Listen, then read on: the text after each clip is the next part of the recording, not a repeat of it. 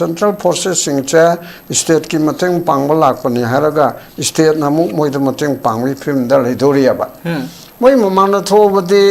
hoi law and order ki matang ne hana khalona for the time being do mai thabado kodekta mufam da police laini police da pau pi tare moi na hana mang thaba ya de na khalabsu suppose police da sum to si to do ra de kanoma cookie mayam gi memorial kanoma rally demonstration am sula edaina aduna permission piraga chalalibra jike irang phatke drabasida ade laimu kongi army ki zone gi area juda karmaina changchiluriba aduna kanagi malal oidiriba maje inquiry ma commission inquiry act ki makada natraga high court na directive piba judicial magistrate natraga kanukuma session judge degi tadaba high court judge degi tadaba gumba amada inquiry tawusi yamathu tarani maramdi army se police na pharubo kholubo ngamdaba yai adu FIR amade lokho kadabani by the government of Manipur so moto FIR malokho kadabni or by the SP Impal West na so moto FIR malokhalaga madugi damukta inquiry ma madugi damukta investigation ma thoroughly tawya na ba wang pahum tawna na ba chathaba adugi poda juda mateng oinana ba usagi judicial commission of inquiry act 1950 ki makhada tawgadam na masi tawdaba yada ba pot ama oibana ba ko aduna masigi pot ase asida natana sai wang ma ama thoi de ko ge district administration ki so asoiba leibra rally jo tandra sida naga bodi singna ko ge naga taruk hat ke ba mi hat padu puthu aduga justice pangalu haidana economic blockade tawre adu economic blockade tuna kuki ai khoida chala hele aduna yaro aduna rally chatle chi yabra chumna moi pen da bo phong do puton bi ga no government da hai bo khot pe dun amne khoi maroi na government na naga taruk ki mi hat adu thok phare raga adu dege economic blockade to tawro roi adu ge somda kuki singna muka moi chaba phangdre dana movement toriba asi so muk tawro roi si government da loina mo leitra naga taruk toriba mi hat pasing adu hek phabada noi haigre na kuki jogi council ki chairman akoi na hat pani sauning dana emotional oibadi akoi na hat pani adu akoi langre nungdi nungaite haire ba adu hoji phog phade ba che sidi karino karam lai pak ko iside mi hat pado chairman duna halam dabu yai mathantana yawlam de ma khangbam di oiriya ba ade ma khudakta Koldam natra, Madukta Paradong natra. Adu di haro kana karino, kana yongba, kaditoba kotova. Adu padeaba. That means mihatpa, kidnapper, abductor, sing aduda, government gi security forces na, adu government gi authority na, directly or indirectly mateng pangba chingdra. Adu di Mihan mipun toriba act of terrorism toriba to the mateng pangabadi government sisu terrorist act sogatli haidu the big manam laiteaba adu de loledra adu the government se leiba yaribra terrorist na government run to ya deba terrorist act sogatpa na government se run to ya deba ko hari basina tarakadarimni adu de adu tawdana ba chap chaba government gi tawang thokpado mamangida hanjan de haireng asiga kun thar pasurini serial mundinna 1972 da chief minister oibada regional party gi MPP gi mayam punchanna ba yes aduda okul gi roza ibn pimacha ma rep tawraga tamthin hatu eba BSF na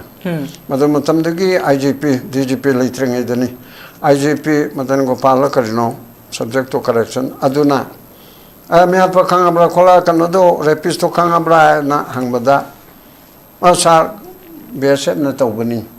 haina akoge kanora intelligence report lere personal karana adu di pau hai kanida central forces ni na agwe na to far away apunte na no petologa Chara to the sorry, Hibanab. Other day, Nang Bilai to Tadatara. Yes. IGPG. Tadapop the Nateko, or the lady was direct Kang Batako. Amatam to the man and a half with him. Adida, Adudi Bilai Tatara. Matuki Yabia the do, Santarna, Habupanidana, IPS, Santarna Pivanidana, Atu Kona Tonani, Hosiki Bilai Tatara, Matu Aingami, and I Sar Pajarake. Nongalaga, report to it. Sir, BSF officer, Animaga, Kanomaga, personal, Amaga, my home Natoban. Best, Paraba Pare, to the Ang Topon Tokoto, police custody, Loro, Kota, Potokotim, Toro Colo, Central Government Home Ministry, the Tau, Home Secretary, that, Iro. Haraga my concern Home Secretary no or Kanakanano, Toraga Ire, as a giddy Kanona Bishop na a court martial to the Hybra, to the Akupa I Kaure, as the gay court, Irotana, Armina Luxeraga, Biasana Luxeraga, court martial to the Haraga. What a do the minus, I think, but Langing in Poindi. Chief Minister, regional party in Aduito. Santana now look the Haragasi Abba Minabako, Ado Magi. Achum Mator Paduna Center, Karigano Mr. Limudin, such a minister in Yagi Home Minister, Chawan Cover and Cover, SB Chavalakano, even subject to correction. As my Toraga had about to Tawia and Hierarchy, Canada Sumatobunina, the report to Piraga, or the dead to Tawudun that would in Lab. Adamina, I could get so, right? I see Arroy. I see Kanato River College, Amina Kanato with the all people talk to the defense ministry, our home ministry, that being is one to recall, but the action long the ready Prasana cannot talk the record action may kindly be taken up ado that. I am a higher Armigo Organa the Tony, the state forces, Natragate Organa, my unified command leader Moina, Chumba Mihapa Sindo, Natraga, my Tariba, attacker Sindo. Adam Karilamo Kong Area Protection Committee, Lamo Kong Protection Committee, Galabia, Lamo Kong, I'm told of Zala. Lamo Kong, I quite so no Ganakanda, Labor Shero, Karigumba, Mada, Minaga, Taudanamaji Protection, told the Bear, the committee, who Mamma sent me the Calibra. Lamo Kong, the army, Mayamgi headquarter woman in Manipurgi. A sea lady, Subu Protection, Taunanaba, Advocate Chairman, Ever Secretary Hybra. Army officer or a Hybrasum, I can almost attack even discussion Amada. Aduki Potunata, we call a guy and a Hiraga. Adu Iran talk part with the police, commando, Akamba, Adige Muksu, Monaxan, security force, Kanoga, Armiga, Commandoga, Mukna Bokona Bomto, other Manipur Commando, Katang targeting by area, Yaugi ko, Paudi Pongchong, Tisha with the Ragaso, Kanona, Amina, Changbayaroga, and a bed, Yaroga, and a Lawi, Kongiga, and Tona Commando Signa, Mating Tokpa, Port Ama. Aduta Wedana, Army Masakamina, and Maya Capsule, Wadinati. As the Mukna Danaga Hapeta, we have said, the Tofan Topanaba. Yes. Aduna Adu Magi Porter to that, when a sanction from Topani, other government share. Asina Mating Lane, a Tabuk Dragadi, I call Petibiki, Injagi, Mamang the Delayana, Petibi, Mamang da, I call Jamaja Hangatana, I call Indian Masani, Indagi Manung the Labor State, Magi Manipurini, Haidana Haibada, I call Satina, my Kubam or an air. Yes. Aduna Sarkana. I see the gig, I see, Yame. Talk about Todo say Karigum, security, Karigum Baso, Leramani, Hana Kali, have opened the Kamai MBA. Yama Kanabadano, Naiba topic me. Burning of houses in Kanto Sabal, security lapses. See, not of interrogation. Is there any security lapses? And the burning of the houses in Kanto Sabal on 11th of this month. Thasigi Tangtra Matoida, attacker Singna, you may tagiba, as a security lapses, Lagibra, see Mayamna, Hangnabo Wapamni. Adagi Wapamaduma, Manipurgi Home Minister, Sri Govindasna, Kungre, security as we were Kara, Dagi Tokiba Todok I had more for Tajilagani. Say newspaper report cutting Nico. Other with the Kanto Sabal, you may Tabagi Todok Ado yamna akan mamongda Khaidem tawi haibisi mahaire mafam adada security sing khorak hangdana lei simasu haire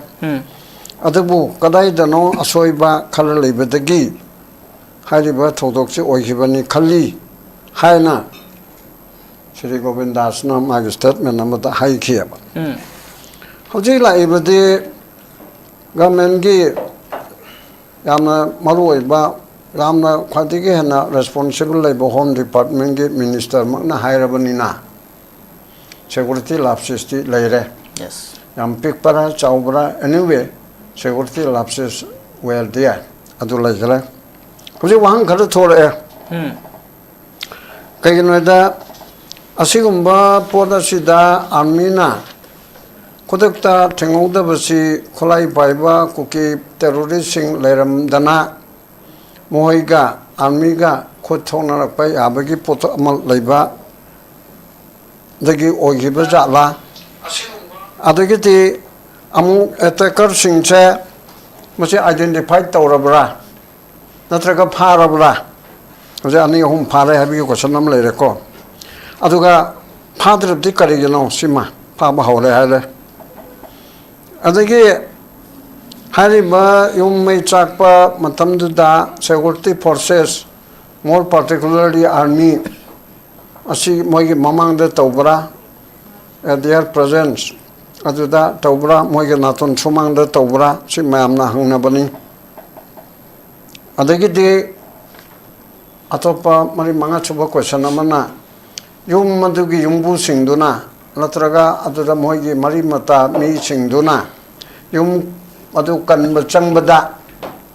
sipaina armina athingma piriduna karigano haiba question mayam se matang thore eba adagi hariba duda sipaina armina moigi presence ta tawbani haiba sina chumba taragadi moina madu prevent tawdriba yummai thariba kholiba du thingdana khotana adu tawdribsi moi tohoidaba jala karamba lona thingba pi siguma se government of manipur gi adumba security forces thana manipur police na tawjagadabani aikoi gi concern leite aige naton sumangda tawrabsu aikoi madu haiba yade haiba karamba lo lei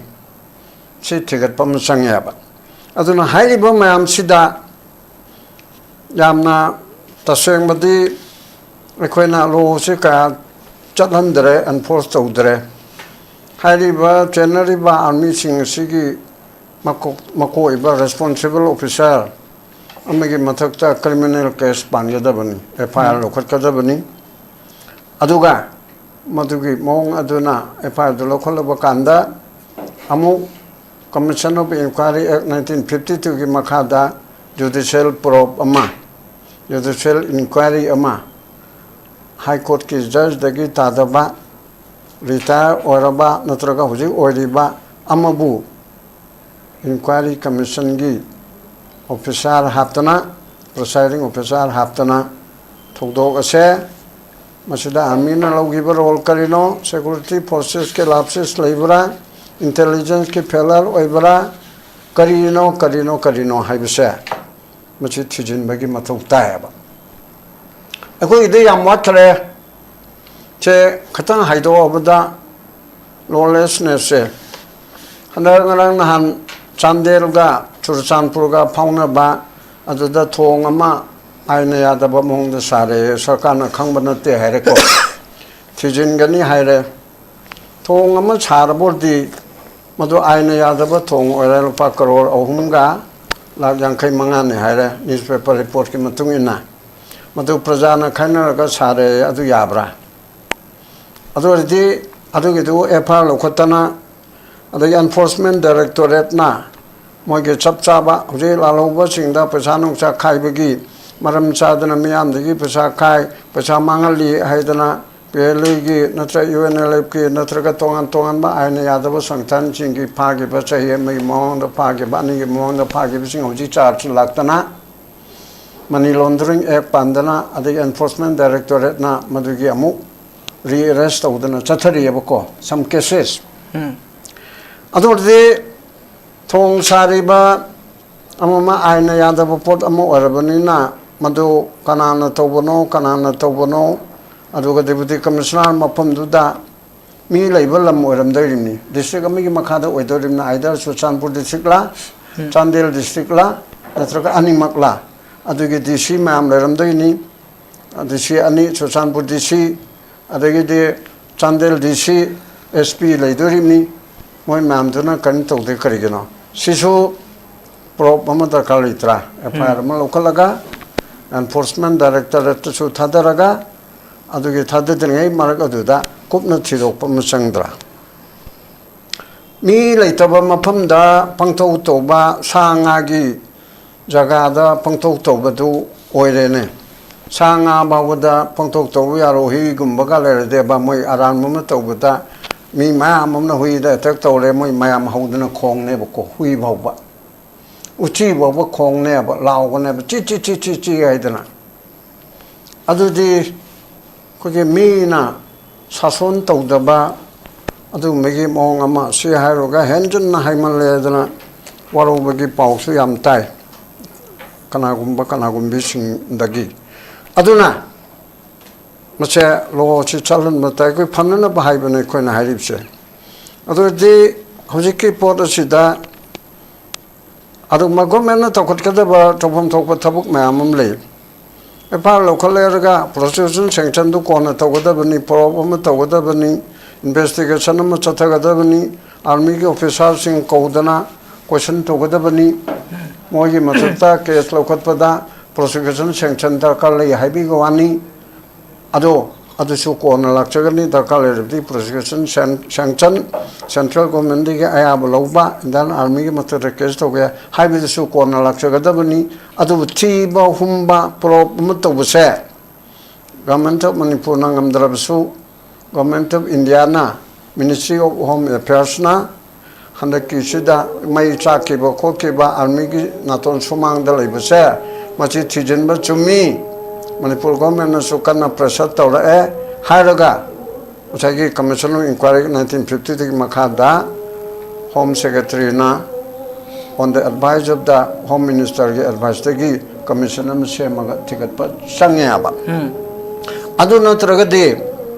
aikoina sum mayam china khala laoba khongba mama tawba khotpa तौना सुम या दना सुम फम चनबदगी hip चनबदगी अमु lump ओनछलक लेदना सी फिबम सी तौरने बा अदु यामना हेंजन बा थबक सी तौरे होजके सही थोंगी मतंग छुनिने थोंगी मतंग दु दरक्की पुथोक पुछिनगे नोंगायना बा अदुगा मैतेदा मसुनागादा लाम ताब नोंगायना बगिलम चतपम टाइगर रोड अदगी जर्मन रोड कायबसी समनरकदोइनी हारिबा मैमसे हनकी थोंग सारिबा ngarang nan lona sangare haribsiga German road tiger road हारिबा ohumgi plan se chap separate administration in the form of union territory with legislature haiba pot atu tanaba thabuk chatharakpa hobane bako adana masida asigumba pot ase masida kanna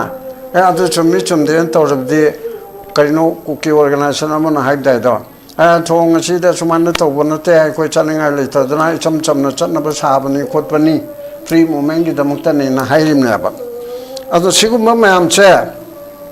येंगरकांदा अहानब round अइना हाइनिंगबदी थोंग सारिबा से थुगाइबा ngamba अदुदगी मई थारिबा खोलिबा terrorist की act तौरि मयाम से नम खाइदना लोशनबा ngamba अदुगुम्बा government अमा अदुगुम्बा मिहुचिंग अमा 2027 दा पुथोकपा तायबा चुमनेगे कोई बोले नरनी या कोई पार्टी दे पीबीओ नत्रगा आइगोन पीबीओ हाइबदो नतबा ए आइगोन पारबदे आई यावबो पार्टी दो न पारबदे सुम आइने यादबा थोंग साबसे मचे थुगाइनी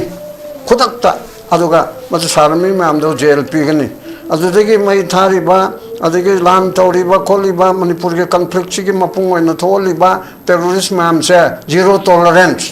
सेंट्रल गवर्नमेंट से यानी एनी पार्टी में पायरसो एक्ट ऑफ टेररिज्म तौबसे मणिपुर दा उट ओलनगनी हाइबा अदुगुम्बा लाउथोकपा ngamba मियोय अदुगुम्बा पार्टी अदुदा 27 दा कोइना खनबगी मथुक तारे हाइदा हामदा सुमाइना थंगे यम फजे chumbe wa phum se huju le film sida manipur da mating leiba miyam gi damak thona fana wa ngang ngamba thabak to ngamba du gumba lusing ba tangai fada ba doni makha ta su ja tu sena ba hum ma su fare mi kun hena fa bani kun lom fa bani adubu mioi hum diten tawraga atei thado khre ha ba paw su yauri aduga naga taruk hat ba mioi sing du su fagat khigani aduga thodok sida senari ba sing su fagat khigani ana home minister su makha ta na phone do kheba tar home se wa phum su kamai na makha yembe bo makha ta hoje que naga taruk ke innocent naga taruk pharaga tamchina hat ki ba maka ka hat ki ba sidi saing chawa kai nongsa sawom maro ena kai gumana tawda ba sarak tamaga aduda madu pharu cho kai du pharu cho ena chalaga uchi ani khak pharak panini chiga chap manadra yes kai du na ne ba moi taruk tu sarak chamaga hato amdo maka ka aga sida adugum kai du pharu cho salam chat pa khwadi ki sathi raba saing chaba kai do madu phau ana hairaga adugi jungle du da phaba chatleraga usi ani khak leirami kai du ki misang oiram gani na phaba na ba chika chamanadra yes kai du du riba tiani duna da mai te ne adu oda ne lan wala di mai te oi go yo mo oi go khoi da du ki de leite terrorism ku tawraba mai te no so mo no so mo marin khangdana akhoi da jati khang nairaga tu di tawno tu taw na hairo ya tawbu kai phao na hairaga uchi phano la pu tu tare madu gi pot ado yamni kai ni ngai ni investigating authority na tawriba asu yamni kai ni ngai ni adagi de maruina asai ki central forces mayam se kadi tawno bano manipur dal singum forum lai harip se manipur police ke lising ni forum le ramani police mr aduga IRPC ne manipur police ke control makha da leba sing se mase around 35 to 40,000 oram gani khar su hang mate le rabani adage central forces mam chi 50 to 60,000 ne mam haini ki kara west bengal election lo to ke assam lo to ke loi na ma ojiti lo to tere polap le re chikari tawno bolei bono hanjan hai gare in aid of the civil administration in aid of the civil power civil authority hai the government of manipur se district level dana deputy commissioner na lusingma civil district administration are under the control of the state government ke makha da leiba asida mateng pangnana ba lakpana ba kana control tawda ba moise moigi dandi piba katokaran tawba thingma khotpa mama tawba khotpa du central government na tawjaraga chu mafam sidadi tongan ba hareki degi lakpanina amana amabu control tawba yadabanina manipur sarkar ki mako chief minister na unified command and 2004 ga ta degi hawdo ga lakhi banaba insurgency namthana ba kari tawnana ba aduma central forces mayamum si naripse aduma megi polling aduda unified command gi leadership se chief minister no ogedabnina mano coordinate tawraga thabaksi tawhongadamna adudi state ta civil power da mateng pangbal lakpa adui damukta mountain division ne dra lere adigi laima khong e dra lere army ga chau ba mayam laima khong e si mayam common people na khalise army gi headquarter manipur gi oina ubako mi ta yunga tabu ka bu khande laima khong hai di army ma mom tabu mafam ne na khalle ba adubu nakana kan ro marak tu da kun taram me kol me mi le me hai no ko na khangna rak pan ha ba ahan ba da bo ba aduna adugumba pot aduda moigi mamang da moigi naton sumang da tawraga moina khangde hai bi yararoi ado khoge honorable MP bimolga question answer tawna bachu thagalak putu thengnei akhoi leramdraga de lumdu taluk tanate loina saam gani ka haiba akhoi leibi khara pharimni ka haidana makha thangmaduna masak thangmada wari ma leimo magi masak china nupa jana namma ba ado makha thangi besina ai bu ching thakna sido na thado ne haraga thado kanduda nang aina hanbi bani edna makha thangmudun haira mudu masak tuda nang aina hanbi bani na haibido aduga chapmana na ke painin komme ale MP ga question answer tawnari ba adune honorable MP ge de mai to pon tok to ko mi ai dune kare no captain hojima ko thoro na to de yaro ya na hai to hoi mi kolai pai wa army ni ko adu mo na ru de ya ponte ko na hakta MP ge so mai jo central forces central army mai jo security yaw lim na ba state ki khak to da ba na ba mai de adu wa ta adu ki tawna ro hai du de ya ba na te ko adu da MP ma da ulliba mage bebaha sangat na ngangi ba kholiba adugi tawliba pot aduga kasuli taba sipai macha duna ga aduni ga tore ai gi thak thang officer ma da uno kholo ga na tawdare dana ma ga MP do ga adaida mukhamuki khumna dana khone tawdi chumni ga an tawdana tawdise asiso anga pot amani aduna Hujiki policy da central forces singcha state ki mateng pangbala koni haraga state namu moida mateng pangwi film da ledoria ba moi mamana tho badi hoi law and order ki matang hana khalona for time being do mai tha bodo kodekta mufam da police laini police da pau pi tare moi na hana mang thaba ya de na khalab su suppose police da sum to rasi to do ra de kanoma kuki mayam gi memorial kanoma rally demonstration am sula edaina aduna permission piraga chalalibra jike irang phatke drabasida ade laimu kongi army ki zone gi area juda karmaina changchil luriba aduna kanagi maral oidiriba maje inquiry ma commission inquiry act ki makada natraga high court na directive piba judicial magistrate natraga kanoma session judge degi tadaba high court judge degi tadaba gumba amada inquiry to busi am mathu tarani maram di army se police na pharu bo kholu bo ngam dabi yai adu ba FIR amade lokho kadabani by the government of Manipur so moto FIR ma lokho kadabani or by the SP Impal West na so moto FIR ma lokho laga madugi damukta inquiry ma madugi damukta investigation ma thoroughly tawba yana ba wang pahum tawna ba chathaba adugi poda juda mateng oinana ba usagi judicial commission of inquiry act 1950 ki makhada tawgadam masi tawdaba yada ba pot ama oibana ba ko aduna masigi pot se asida natana sai wahang ma ama thoi de ko ge district administration ki so asoiba leibra rally do tanda sida naga bodi singna akhoi naga taruk hat kiba mi hat padu puthu aduga justice pangalu haidana economic blockade tore adu economic blockade tuna kuki akhoi da chala hele aduna yaro eduna rally chatle chi yabra chumna moi pen da bo phong do puton bi gna no government da haibo khot pe duna amne khoi maroi na government na naga taruk ki mi hat da thok phare raga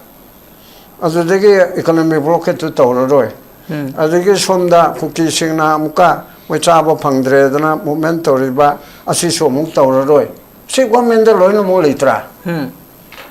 naga taru toriba mihat pasing adu hek phabada oi haigre na kuki jogi council ki chairman akoina hat pani sauning dana emotional oibadege koina hat pani adu ko langre nungdi nungaite haireba ado hoji phago phade ba che sidi karino karam lai pak ko iside mi hat pado chairman duna halam dabu yai mathantana yawlam de ma khangbam di oiriba yes ade ma khudakta kawldam natra khudakta pharadam natra adu di haro kana no karino kana yawba kali toba khotoba adu phade ba that means mihatpa kidnapper abductor sing aduda government gi security forces na adu government gi authority na directly or indirectly mateng pangba chingdra adurdi mihat mipun toriba act of terrorism toriba juda mateng pangbadi government sisu terrorist act sogatli hairu de big manam leite aba adurdi loledra adu government se leiba yaribra terrorist na government run tawba yadeba terrorist act sogatpa na government se run tawba yadeba ko hariba sina tarakadrimni ꯑꯗꯨꯗꯤ ꯑꯗꯨ ꯇꯧꯗꯅꯕ ꯆꯞ ꯆꯥꯕ ꯒꯃꯦꯟꯒꯤ ꯇꯧꯐꯝ ꯊꯣꯛꯄꯗꯣ ꯃꯃꯥꯡꯉꯩꯗ ꯍꯟꯖꯤꯟ ꯍꯟꯖꯤꯟꯅꯗꯤ ꯍꯥꯏꯔꯦ ꯉꯁꯤꯒ ꯀꯨꯟꯊ꯭ꯔꯥꯔꯛꯄ ꯁꯨꯔꯤꯅꯤ ꯁ꯭ꯔꯤ ꯑꯜ ꯃꯨꯗꯤꯟꯅ 1972ꯗ ꯆꯤꯐ ꯃꯤꯅꯤꯁꯇꯔ ꯑꯣꯏꯕꯗ ꯔꯤꯖꯅꯦꯜ ꯄꯥꯔꯇꯤꯒꯤ MPPꯒꯤ ꯃꯌꯥꯝ ꯄꯨꯟꯁꯤꯟꯅꯕ ꯑꯗꯨꯗ ꯎꯈ꯭ꯔꯨꯜꯒꯤ ꯔꯣꯖ ꯍꯥꯏꯕ ꯅꯨꯄꯤ ꯃꯆꯥ ꯑꯃ ꯔꯦꯞ ꯇꯧꯔꯒ ꯇꯝꯊꯤꯅ ꯍꯥꯠꯇꯣꯛꯑꯦꯕ BSFꯅ ꯃꯗꯨ ꯃꯇꯝꯗꯒꯤ IGP DGP ꯂꯩꯇ꯭ꯔꯤꯉꯩꯗꯅꯤ IGP ꯃꯗꯟ ꯒꯣꯄꯥꯜ ꯀꯔꯤꯅꯣ subject to correction aduna mi hat pa khangabra khola kanado rapist to khangabra na hangbada asa BSF na tawbani haina akoge kanora intelligence report ta lere personal kharana adu di phao hai kan da sar central forces ni na agoi na to far away apunte na no pet toroga chara du di sorry hai bana adu di nang bilai du thadat tare yes IGP gi thada pabdi nate ko o joy lady hujik direct khangbada ko matamduda mana naha bu orimni adaida adudi bilai thattare